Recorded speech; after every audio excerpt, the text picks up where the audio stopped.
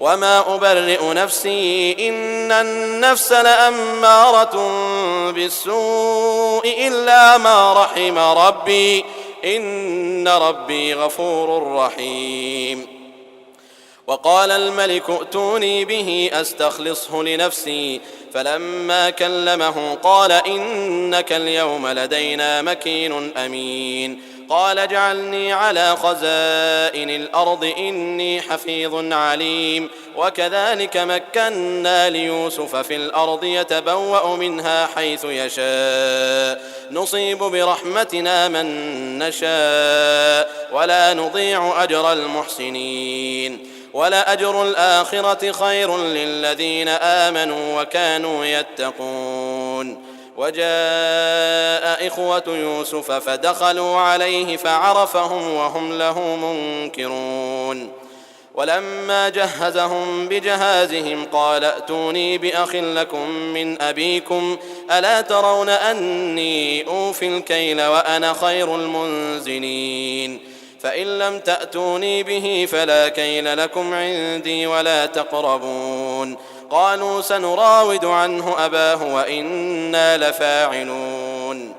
وقال لفتيانه اجعلوا بضاعتهم في رحالهم لعلهم يعرفونها إذا انقلبوا إلى أهلهم لعلهم يرجعون.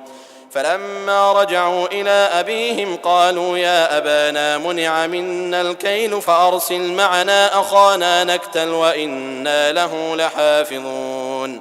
قال هل آمنكم عليه إلا كما أمنتكم على أخيه من قبل فالله خير حافظا وهو أرحم الراحمين.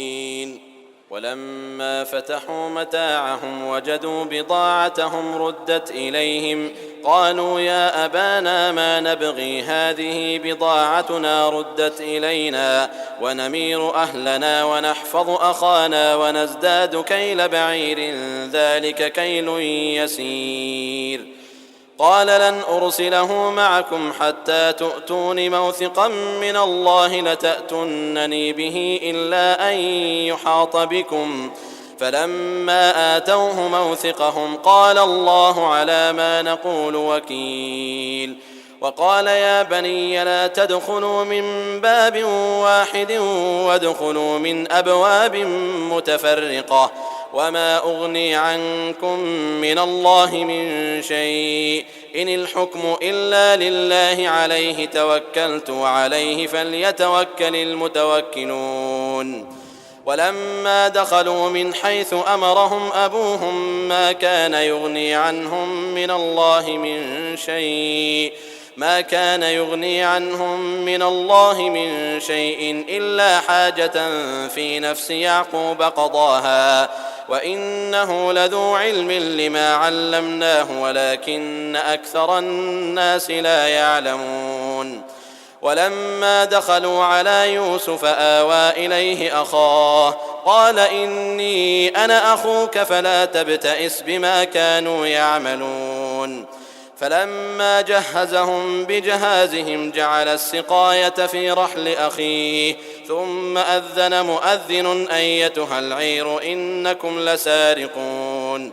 قالوا وأقبلوا عليهم ماذا تفقدون قالوا نفقد صواع الملك ولمن جاء به حمل بعير وأنا به زعيم. قالوا تالله لقد علمتم ما جئنا لنفسد في الأرض وما كنا سارقين. قالوا فما جزاؤه إن كنتم كاذبين. قالوا جزاؤه من وجد في رحله فهو جزاؤه كذلك نجزي الظالمين. فبدأ بأوعيتهم قبل وعاء أخيه ثم استخرجها من وعاء أخيه كذلك كدنا ليوسف ما كان ليأخذ أخاه في دين الملك إلا أن يشاء الله نرفع درجات من نشاء وفوق كل ذي علم عليم. قالوا إن يسرق فقد سرق أخ له من قبل فأسرها يوسف في نفسه ولم يبدها لهم قال أنتم شر مكانا والله أعلم بما تصفون. قالوا يا أيها العزيز إن له أبا شيخا كبيرا فخذ أحدنا مكانه إنا نراك من المحسنين. قال معاذ الله أن نأخذ إلا من وجدنا متاعنا عنده إنا إذا لظالمون. فلما استيئسوا منه خلصوا نجيا قال كبيرهم ألم تعلموا أن أباكم قد أخذ عليكم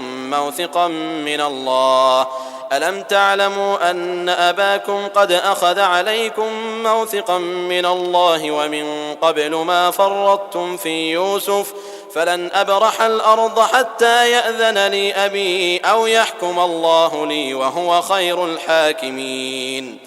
ارجعوا إلى أبيكم فقولوا يا أبانا إن ابنك سرق وما شهدنا إلا بما علمنا وما كنا للغيب حافظين. واسأل القرية التي كنا فيها والعير التي أقبلنا فيها وإنا لصادقون. قال بل سولت لكم أنفسكم أمرا فصبر جميل عسى الله أن يأتيني بهم جميعا إنه هو العليم الحكيم. وتولى عنهم وقال يا أسفا على يوسف وابيضت عيناه من الحزن فهو كظيم. قالوا تالله تفتأ تذكر يوسف حتى تكون حرضا أو تكون من الهالكين. قال إنما أشكو بثي وحزني إلى الله وأعلم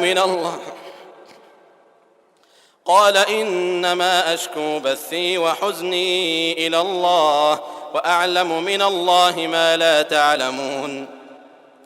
يا بني يذهبوا فتحسسوا من يوسف وأخيه ولا تيأسوا من روح الله إنه لا ييأس من روح الله إلا القوم الكافرون. فلما دخلوا عليه قالوا يا أيها العزيز مسنا وأهلنا الضر وجئنا ببضاعة مزجاة فأوف لنا الكيل وتصدق علينا إن الله يجزي المتصدقين. قال هل علمتم ما فعلتم بيوسف وأخيه إذ أنتم جاهلون؟ قالوا أئنك لأنت يوسف؟ قال أنا يوسف وهذا أخي قد من الله علينا إنه من يتق ويصبر فإن الله لا يضيع أجر المحسنين. قالوا تالله لقد آثرك الله علينا وإن كنا لخاطئين. قال لا تثريب عليكم اليوم يغفر الله لكم وهو أرحم الراحمين. اذهبوا بقميصي هذا فألقوه على وجه أبي يأت بصيرا وأتوني بأهلكم أجمعين. ولما فصلت العير قال أبوهم إني لأجد ريح يوسف لولا أن تفندون. قالوا تالله إنك لفي ضلالك القديم. فلما أن جاء البشير ألقاه على وجهه فارتد بصيرا قال ألم أقل لكم إني أعلم من الله ما لا تعلمون؟ قالوا يا أبانا استغفر لنا ذنوبنا إنا كنا خاطئين. قال سوف أستغفر لكم ربي إنه هو الغفور الرحيم. فلما دخلوا على يوسف آوى إليه أبويه وقال ادخلوا مصر إن شاء الله آمنين. ورفع أبويه على العرش وخروا له سجدا وقال يا أبت هذا تأويل رؤياي من قبل قد جعلها ربي حقا وقد أحسن بي إذ أخرجني من السجن وجاء بكم من البدو من بعد أن نزغ الشيطان من بعد أن نزغ الشيطان بيني وبين إخوتي إن ربي لطيف لما يشاء إنه هو العليم الحكيم. رب قد آتيتني من الملك وعلمتني من تأويل الأحاديث فاطر السماوات والأرض أنت ولي في الدنيا والآخرة توفني مسلما وألحقني بالصالحين. ذلك من أنباء الغيب نوحيه إليك وما كنت لديهم إذ أجمعوا أمرهم وهم يمكرون.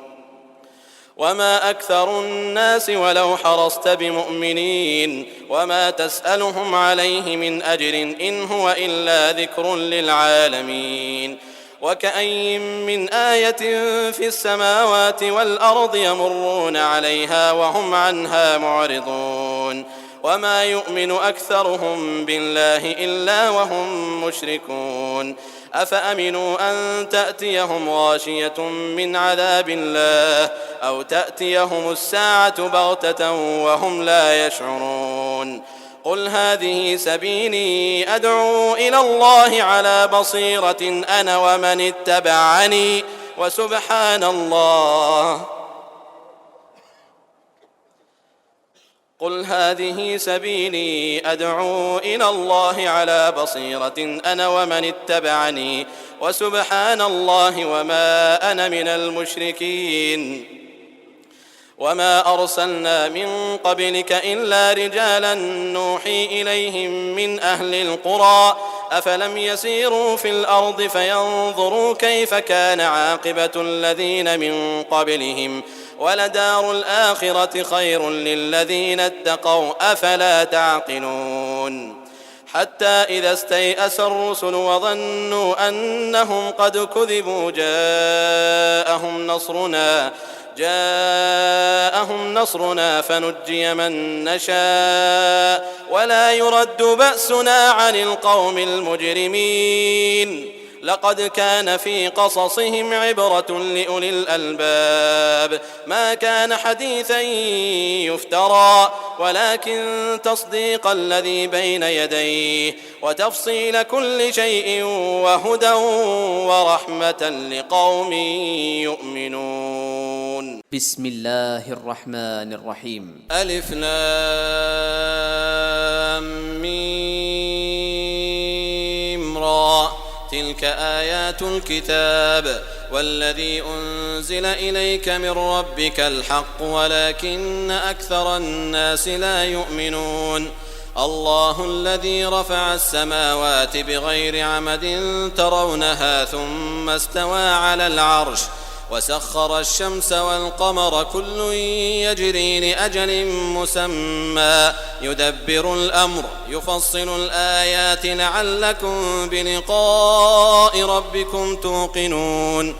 وهو الذي مد الأرض وجعل فيها رواسي وأنهارا ومن كل الثمرات جعل فيها زوجين اثنين يغشي الليل النهار إن في ذلك لآيات لقوم يتفكرون. وفي الأرض قطع متجاورات وجنات من أعناب وزرع ونخيل صنوان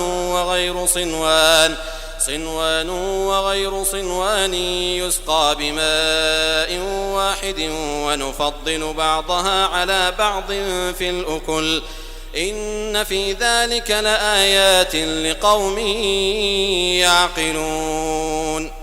وإن تعجب فعجب قولهم أإذا كنا ترابا أإنا لفي خلق جديد أولئك الذين كفروا بربهم وأولئك الأغلال في أعناقهم وأولئك أصحاب النار هم فيها خالدون. ويستعجلونك بالسيئة قبل الحسنة وقد خلت من قبلهم المثلات وإن ربك لذو مغفرة للناس على ظلمهم وإن ربك لشديد العقاب. ويقول الذين كفروا لولا أنزل عليه آية من ربه إنما أنت منذر ولكل قوم هاد الله يعلم ما تحمل كل أنثى وما تغيض الأرحام وما تزداد وكل شيء عنده بمقدار عالم الغيب والشهادة الكبير المتعال سواء منكم من أسر القول ومن جهر به ومن هو مستخف بالليل وسارب بالنهار له معقبات من بين يديه ومن خلفه يحفظونه من أمر الله إن الله لا يغير ما بقوم حتى يغيروا ما بأنفسهم وإذا أراد الله بقوم سوءا فلا مرد له وما لهم من دونه من وال هو الذي يريكم البرق خوفا وطمعا وينشئ السحاب الثقال ويسبح الرعد بحمده والملائكة من خيفته ويرسل الصواعق فيصيب بها من يشاء وهم يجادلون في الله وهو شديد المحال له دعوة الحق والذين يدعون من دونه لا يستجيبون لهم بشيء إلا كباسط كفيه إلى الماء ليبلغ فاه وما هو ببالغه وما دعاء الكافرين إلا في ضلال ولله يسجد من في السماوات والأرض طوعا وكرها وظلالهم بالغدو والآصال قل من رب السماوات والأرض قل الله قل أفاتخذتم من دونه أولياء لا يملكون لأنفسهم نفعا ولا ضرا قل هل يستوي الأعمى والبصير أم هل تستوي الظلمات والنور أم جعلوا لله شركاء خلقوا كخلقه فتشابه الخلق عليهم قل الله خالق كل شيء وهو الواحد القهار أنزل من السماء ماء فسالت أودية بقدرها فاحتمل السيل زبدا رابيا ومما يوقدون عليه في النار ابتغاء حلية أو متاع زبد مثله كذلك يضرب الله الحق والباطل فأما الزبد فيذهب جفاء وأما ما ينفع الناس فيمكث في الأرض كذلك يضرب الله الأمثال للذين استجابوا لربهم الحسنى والذين لم يستجيبوا له لو أن لهم ما في الأرض جميعا ومثله معه لافتدوا به أولئك لهم سوء الحساب ومأواهم جهنم وبئس المهاد أفمن يعلم أنما أنزل إليك من ربك الحق كمن هو أعمى إنما يتذكر أولو الألباب الذين يوفون بعهد الله ولا ينقضون الميثاق والذين يصلون ما أمر الله به أن يوصل ويخشون ربهم ويخافون سوء الحساب والذين صبروا ابتغاء وجه ربهم وأقاموا الصلاة وأنفقوا مما رزقناهم سرا وعلانية ويدرؤون بالحسنة السيئة أولئك لهم عقبى الدار جنات عدن يدخلونها ومن صلح من آبائهم وأزواجهم وذرياتهم والملائكة يدخلون عليهم من كل باب سلام عليكم بما صبرتم فنعم عقبى الدار والذين ينقضون عهد الله من بعد ميثاقه ويقطعون ما أمر الله به أن يوصل ويفسدون في الأرض أولئك لهم اللعنة ولهم سوء الدار. الله يبسط الرزق لمن يشاء ويقدر وفرحوا بالحياة الدنيا وما الحياة الدنيا في الآخرة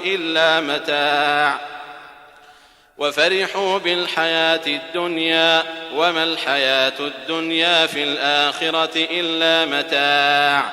ويقول الذين كفروا لولا أنزل عليه آية من ربه قل إن الله يضل من يشاء ويهدي إليه من أناب.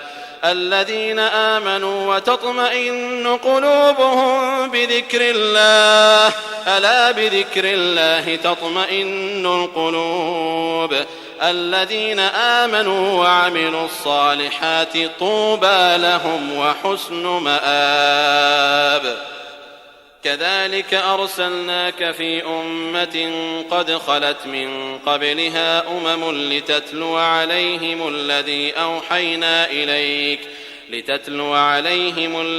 أوحينا إليك وهم يكفرون بالرحمن قل هو ربي لا إله إلا هو عليه توكلت وإليه متاب.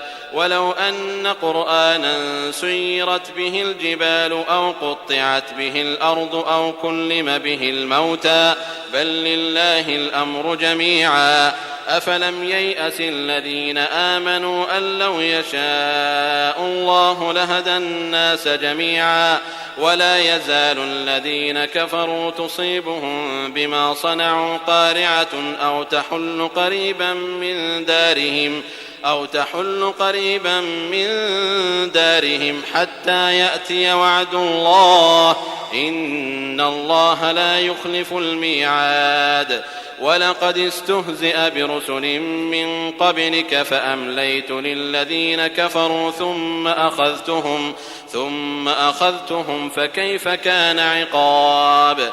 أفمن هو قائم على كل نفس بما كسبت وجعلوا لله شركاء قل سموهم أم تنبئونه بما لا يعلم في الأرض أم بظاهر من القول بل زين للذين كفروا مكرهم وصدوا عن السبيل ومن يضلل الله فما له من هاد. لهم عذاب في الحياة الدنيا ولعذاب الآخرة أشق وما لهم من الله من واق. مثل الجنة التي وعد المتقون تجري من تحتها الأنهار أكلها دائم وظلها تلك عقبى الذين اتقوا وعقبى الكافرين النار. والذين آتيناهم الكتاب يفرحون بما أنزل إليك ومن الأحزاب من ينكر بعضه قل إنما أمرت أن أعبد الله ولا أشرك به إليه أدعو وإليه مآب. وكذلك أنزلناه حكما عربيا ولئن اتبعت أهواءهم بعدما جاءك من العلم ما لك من الله من ولي ولا واق. ولقد أرسلنا رسلا من قبلك وجعلنا لهم أزواجا وذرية وما كان لرسول أن يأتي بآية إلا بإذن الله لكل أجل كتاب يمحو الله ما يشاء ويثبت وعنده أم الكتاب. وإما نرينك بعض الذي نعدهم أو نتوفينك فإنما عليك البلاغ وعلينا الحساب. أولم يروا أنا نأتي نأتي الأرض ننقصها من أطرافها والله يحكم لا معقب لحكمه وهو سريع الحساب. وقد مكر الذين من قبلهم فلله المكر جميعا يعلم ما تكسب كل نفس وسيعلم الكفار لمن عقبى الدار.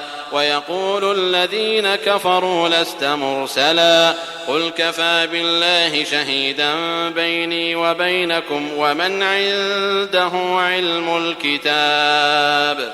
بسم الله الرحمن الرحيم. ألف لام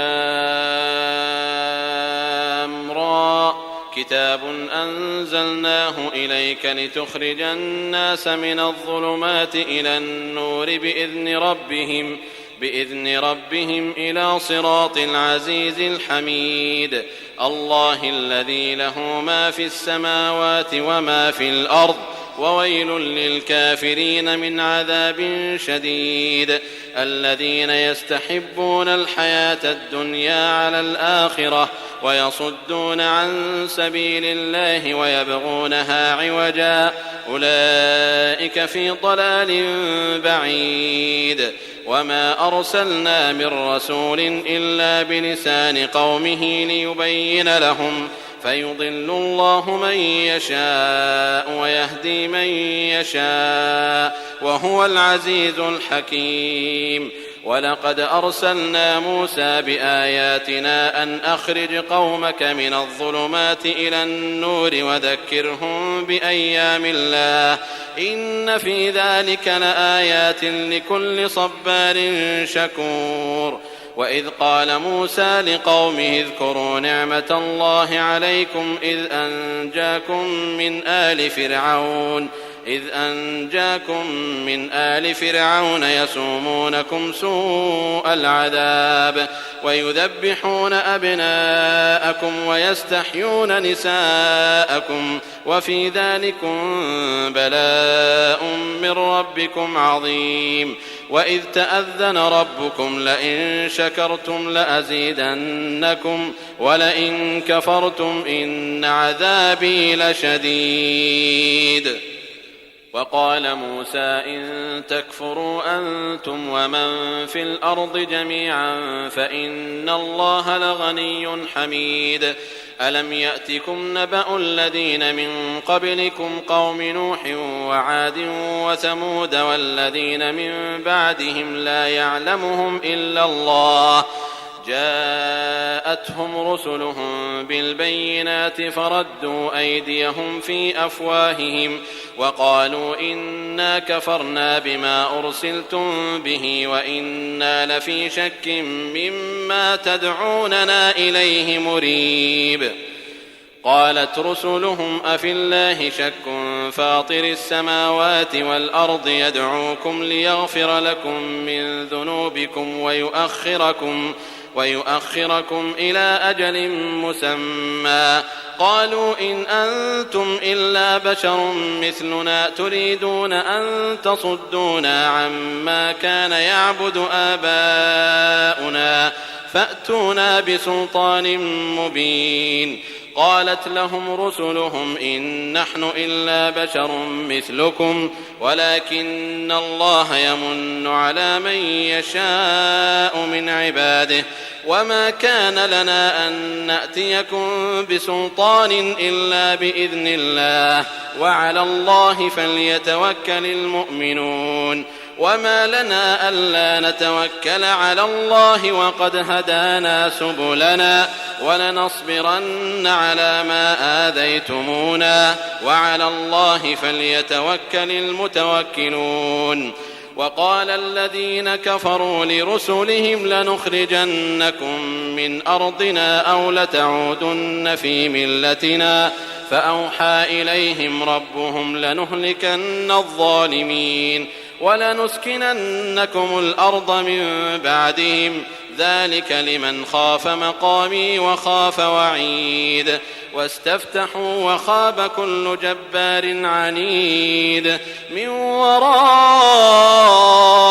جهنم ويسقى من ماء صديد يتجرعه ولا يكاد يسيغه ويأتيه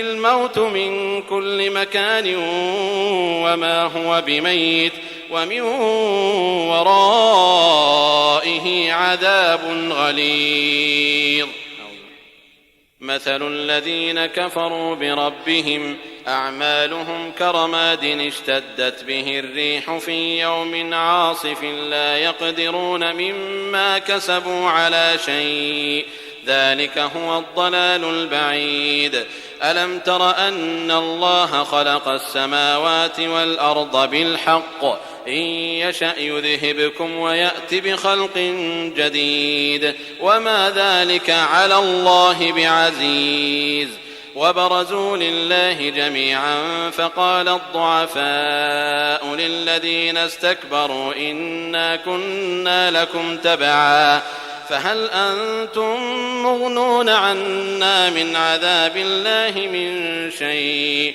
قالوا لو هدانا الله لهديناكم سواء علينا أجزعنا أم صبرنا ما لنا من محيص وقال الشيطان لما قضي الأمر إن الله وعدكم وعد الحق ووعدتكم فأخلفتكم وما كان لي عليكم من سلطان إلا أن دعوتكم فاستجبتم لي فلا تلوموني ولوموا أنفسكم ما أنا بمصرخكم وما أنتم بمصرخي إني كفرت بما أشركتمون من قبل إن الظالمين لهم عذاب أليم وأدخل الذين آمنوا وعملوا الصالحات جنات تجري من تحتها الأنهار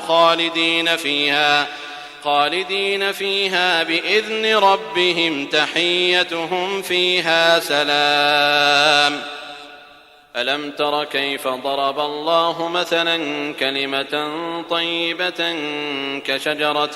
طيبة كشجرة طيبة أصلها ثابت وفرعها في السماء تؤتي أكلها كل حين بإذن ربها ويضرب الله الأمثال للناس لعلهم يتذكرون ومثل كلمة خبيثة كشجرة خبيثة اجتثت من فوق الأرض ما لها من قرار يثبت الله الذين آمنوا بالقول الثابت في الحياة الدنيا وفي الآخرة ويضل الله الظالمين ويفعل الله ما يشاء ألم تر إلى الذين بدلوا نعمة الله كفرا وأحلوا قومهم دار البوار جهنم يصلونها وبئس القرار وجعلوا لله أندادا ليضلوا عن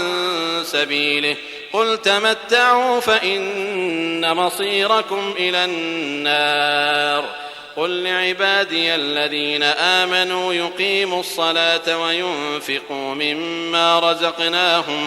وينفقوا مما رزقناهم سرا وعلانية من قبل أن يأتي يوم لا بيع فيه ولا خلال الله الذي خلق السماوات والأرض وأنزل من السماء ماء فأخرج به من الثمرات رزقا لكم وسخر لكم الفلك لتجري في البحر بأمره وسخر لكم الأنهار وسخر لكم الشمس والقمر دائبين وسخر لكم الليل والنهار وآتاكم من كل ما سألتموه وإن تعدوا نعمة الله لا تحصوها إن الإنسان الإنسان لظلوم كفار. وإذ قال إبراهيم رب اجعل هذا البلد آمنا واجنبني وبني أن نعبد الأصنام رب إنهن أضللن كثيرا من الناس فمن تبعني فإنه مني ومن عصاني فإنك غفور رحيم.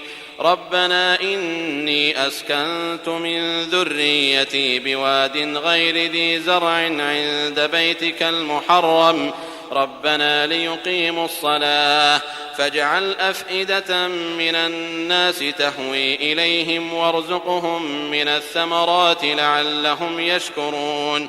ربنا إنك تعلم ما نخفي وما نعلن وما يخفى على الله من شيء في الأرض ولا في السماء. الحمد لله الذي وهب لي على الكبر إسماعيل وإسحاق إن ربي لسميع الدعاء.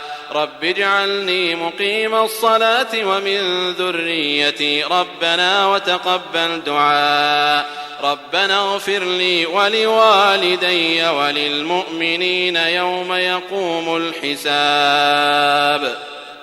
ولا تحسبن الله غافلا عما يعمل الظالمون إنما يؤخرهم ليوم تشخص فيه الأبصار مهطعين مقنعي رؤوسهم لا يرتد إليهم طرفهم وأفئدتهم هواء. وأنذر الناس يوم يأتيهم العذاب فيقول الذين ظلموا ربنا أخرنا إلى أجل قريب نجب دعوتك ونتبع الرسل أولم تكونوا أقسمتم من قبل ما لكم من زوال.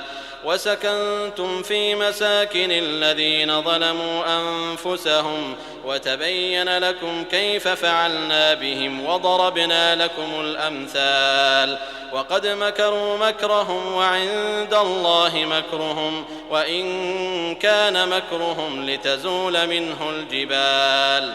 فلا تحسبن الله مخلف وعده رسله إن الله عزيز ذو انتقام. يوم تبدل الأرض غير الأرض والسماوات وبرزوا لله الواحد القهار. وترى المجرمين يومئذ مقرنين في الأصفاد سرابيلهم من قطران وتغشى وجوههم النار. سرابيلهم من